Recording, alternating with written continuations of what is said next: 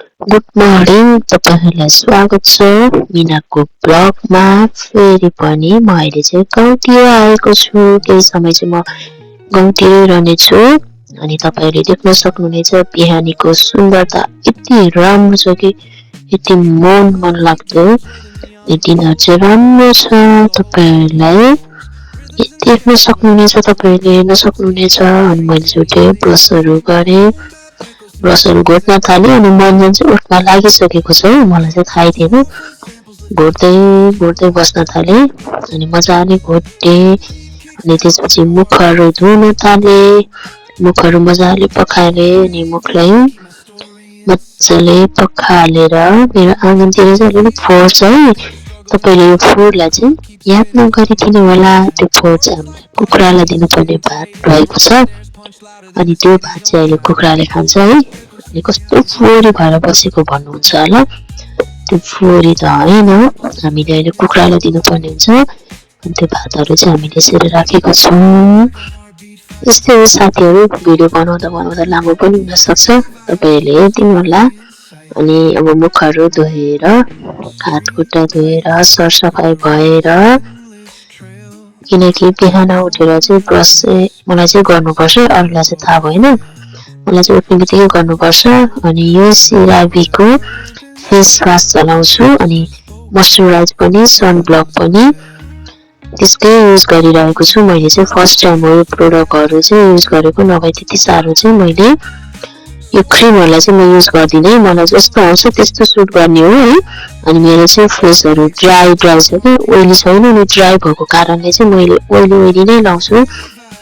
अनि क्रिमहरू पनि प्रायः ओइली भयो भने चाहिँ मलाई सुट गर्छ, अरूलाई चाहिँ सुट गर्दैन भन्छ, मलाई चाहिँ सुट गर्छ। अनि यसकै मोइस्चराइज अनि सनब्लकहरू लाउँछु। तपाईँहरूले पनि लाउन सक्नुहुनेछ तपाईँहरूको फेस अनुसारले। अनि मैले चाहिँ टप्पा लगाएँ, टप्पा यता पनि टप्पा उता पनि टप्पा अनि मजाले माडेर लाएँ। अनि यो क्रिम लगाएपछि मेरो अनुहार यस्तो देखियो। त्यति साह्रो राम्रो त छैन, त्यही पनि अलिअलि लाउन थालेँ। हातहरूमा मजाले लाएँ। अनि मम्मीले चाहिँ जौला पाकिसके, मकैको खोले पाकिसक्यो भन्दै हुनुहुन्छ। मकैको खोले चाहिँ खान थालेको छु। चिया भन्दा मकैको खोले चाहिँ मिठो हुन्छ है। मम्मीले चाहिँ मकैको खोले दिनु भइसकेको छ। मैले मकैको खोले खाएँ, मिठो छ है।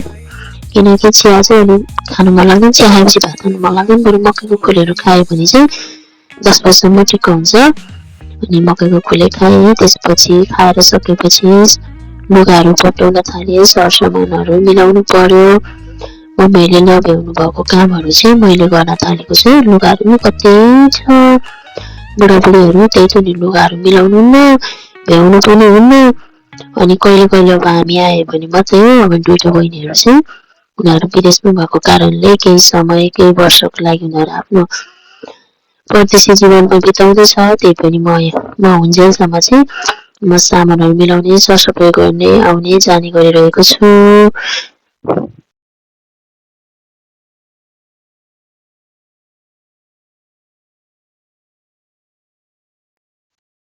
लुगाहरू त जति मिलाए पनि भ्याउँदैन है। जति छिटो पठाउन खोजे पनि कति ढिलो हुन्छ कि लुगाहरू त।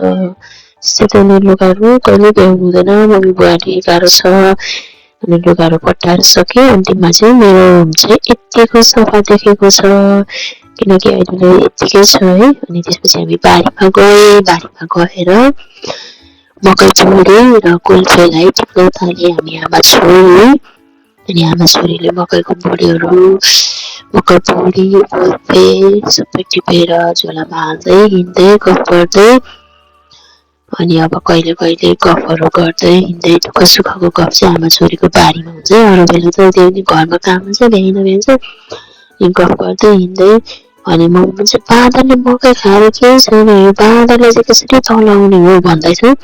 अब के गर्नु त, जति नखालिने, जति जे गरेर पनि त्यति बेला बाँदर आइहाल्छ। अनि हाँसीका दिदी बाँदर मार्नुहुन्न भन्नुहुन्छ तपाईँ।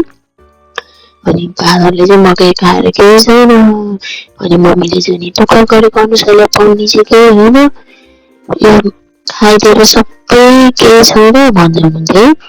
के गर्नु त यस्तो छ त जिन्दगी किसानहरूलाई गाह्रो पनि छ दुःख पनि छ अनि मकैहरू खाइदिएपछि के गर्नु अनि बाँदरलाई दबाउन पनि सक्दैन मार्न पनि सक्दैन दबाए एकछिनपछि आइहाल्छ मारौँ भने कसरी मार्नु है अनि के गर्दा तपाईँहरूलाई बाँदर मार्ने उपाय आउँछ भने भनिदिनु होला अनि हामी चाहिँ सिमीहरू टिप्दै गफ गर्दै सिमी टिप्दैछौँ है अलिअलि गफ पनि गर्दै भुइँतिर पनि कता कता के भयो क्यामेराहरू पनि है मकैको पातले पनि अलिअलि माया गरिरहेछ घोचिरहेछ चिवाइ पनि रहेछ है अनि बिहान उठेर हिँड्दा जाँदा यस्तो मकैहरू खाएर केही छैन बाँदरले मकै एउटा केही छैन अनि मैले भने तपाईँहरूले बाँदर मार्नुहुन्न बाँदर ल्याउनुहोस् हामी पाल्छौँ भन्नुहुन्छ है अनि बाँदर पाल्नलाई चाहिँ सजिलो छैन उसले एउटा मकैको बोट मात्र राखिदिएको छ त्यो मकैको बोटहरू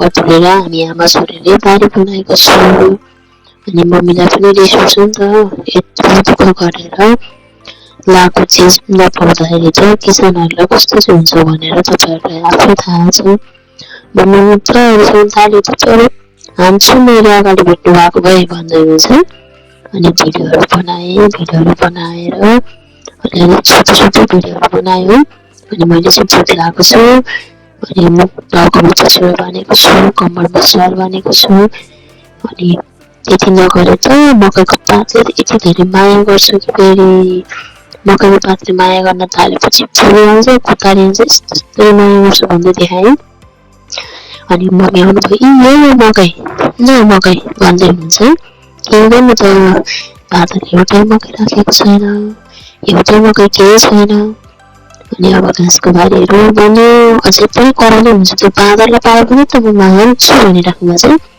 के गर्नु बाँदरले खाने खाइसक्यो अब नखा भन्दा नि मिलेन आएर हुल बाँधेर आउँछन् खान्छन् के गर्नु त अनि हात खुट्टाहरू धोइयो पानीले सर्लक्क अनि त्यहाँको पानी चाहिँ हाम्रो सधैँ आइरहेको छ त्यहाँ चाहिँ जमिनबाटै पलाउँछ अनि पानीहरू खाएँ मुखहरू धोइयो सर्लक्क मुख धुँदा कति शीतल हुन्थ्यो क्या पानीहरू खाएपछि हामीले बेलुका बिहानलाई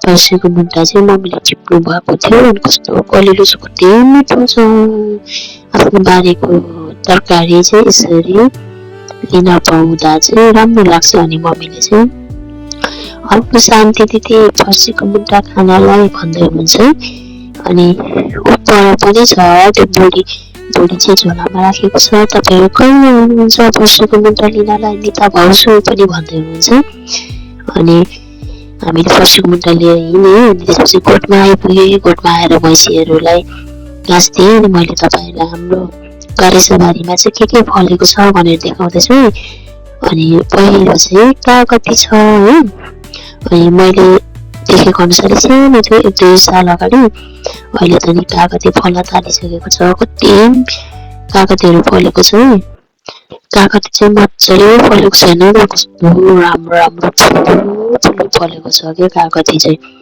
मम्मीको दुःखले चाहिँ फलहरू पाएको छ अनि त्यसपछि चाहिँ मेवा पनि छ हाम्रो घरमा मेवा चाहिँ 4वटा 5वटा बोटमा छ अनि मेवा पनि फलिसकेको छ हेर्न सक्नुहुनेछ आजभन्दा भोलिभन्दा चाहिँ खाने बेला पनि हुन्छ अनि मम्मीले चाहिँ पपाया भन् बहिनीले लक्ष्मीले बुझ्दैन त्यहाँ ज्वाइँले बुझ्दैन पपाया भन्नुपर्छ पपाया अरे कि अनि उनीहरू चाहिँ उता बाहिर छ नि त अनि त्यो बाहिर भएपछि अनि ज्वाइँले त हाम्रो नेपाली भाषा बुझ्दैन नि त अनि इङ्ग्लिस मात्रै बुझ्छ अनि मम्मीले चाहिँ पपाया भन् भन्दै हुन्थे अनि मैले चाहिँ लोकल गोलबेडाहरू टिपेँ मेरो अचार बनाउनलाई तरकारी बनाउनलाई लोकल गोलबेडा त कति धेरै फलेको छ हामीले टिप्नै पाएनौँ अझै पनि अनि अहिले चाहिँ थोरै टिपेर हामीले तरकारी बनाउनलाई चाहिँ लिएर हिँडेको छु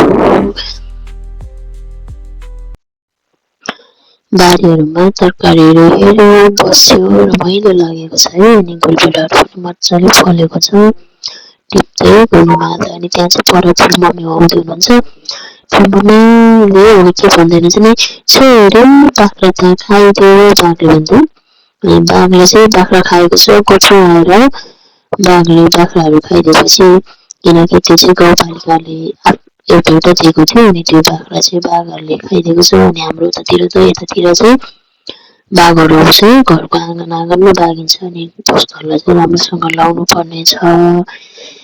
अनि काँक्रोको बोट पनि छ, गुलबिडाहरू पनि टिपे मैले।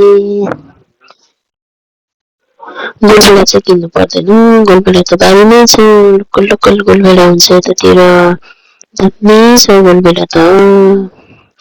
अझ कति त कुहिएर कस्तो भइसकेको छ, गुलबिडाहरू त मजाको छ, किन्नु परेन। अनि हामीले यताउति हेऱ्यो बारीतिर के कस्तो छ भनेर। अनि काँक्रोको बोट पनि रहेछ, काँक्रो पनि भर्खरै माथि लहरा लाग्दैछ। अनि भैँसीलाई आएर के छ यता आलकमल भनेको चपाउँदैछ, आही चपाउँदै बस्दै गर्छ। भैँसीलाई अलिअलि मुसा हालेर बसेको त कति आनन्दले बस्छ, एकछिन घाँस खान थाल्यो, उसको उसुरले घाँस खान थाल्यो, हामीले भातहरू खाएँ, दिनभरि बसेँ। अनि बेलुका चाहिँ भाइले खोलामा गएर माछा मारेर ल्याएछ क्या। अनि हेरेको कत्रो कत्रो ठुलो ठुलो माछा रहेछ। अनि त्यो माछा चाहिँ अझै पनि जिउँदैछ है, कोही माछा त चलि नै रहेको छु, त्यसरी हेर्न सक्नुहुनेछ। अनि हामीले चाहिँ खानासाना खाएँ। अनि बेलुकातिरको समयमा चाहिँ एकछिन फेरि तरकारीहरू खोज्नलाई गएँ, खानासाना पकाउनलाई तरकारी खोज्दैछु। मम्मी कर्कलो बारीतिर, म खुर्सानी हेरेर बस्दै झाडातिर भ्यू हेर्दै बसिरहेको छु है। अब चाहिँ हामीले तरकारीहरू लगेर बेलुकाको खानालाई रेडी गर्दैछौँ। कर्कलो पनि छ, पछिको मुन्टा पनि छ। अनि एकछिन चाहिँ खुर्सानी बारी हामी हेर्न आएको थियो है। खुर्सानी बारीमा ठिकै रहेछ, फल्दै पनि छ कति कुराहरू त। अब चाहिँ मेरो भिडियो यही राख्नुपर्ने हुन्छ, किनकि मेरो भिडियो लामो भइसकेको छ। तपाईँहरू हेरेर साथ दिनुभएकोमा धन्यवाद। अब आउने दिनहरूमा, आउने समयमा नयाँ भिडियोमा फेरि पनि भेट्नेछु। अहिलेलाई चाहिँ मेरो भिडियो हेरेर साथ दिनुभएकोमा धेरै धेरै धन्यवाद। गुड बाई, धन्यवाद।